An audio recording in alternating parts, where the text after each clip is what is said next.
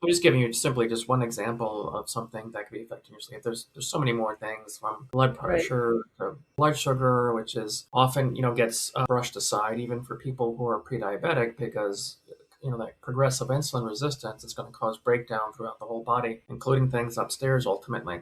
And so sometimes they call type 3 diabetes as Alzheimer's. Essentially, it's kind of as this insulin resistant progressively worsens, that's going to affect your mind and so that really, lends itself to, how we eat, how we exercise, how we take care of ourselves. So that's also really paramount. And I think a lot of times, given all the processed foods that are out there and the stuff that we consume, people aren't really paying attention to that. If everybody could have like a glucose monitor on their arm, if that was ever possible at any point in time, you can really see what happens. For instance, like when you eat something and see what happens to your blood sugar. And so, I have one because I like to keep track of things.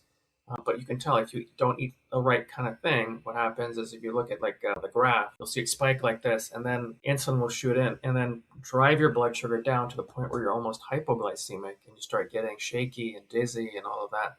And then you got to eat again to get that blood sugar up. And so it's this constant yo-yo that's going up and down. And so, but if Yeah. you eat the right kinds of things, you may see a little bit of a upward spring and then it comes gradually back down and you'll notice that those things don't really occur or whatnot and mentally you're going to feel a bit better too as well once your blood sugars are not spiking. Those are just two quick examples, but even in the course and with patients we go over lots of different factors and things that could be affecting their memory. So if we could tackle a lot of those things, that actually can improve people's ability to prevent Alzheimer's. There's I think it's quoted around like 30 to 40% of cases actually could be prevented if you were more proactive in doing various different things from addressing your sleep, your blood pressure, your blood sugar, toxin exposure, and many other things too as well.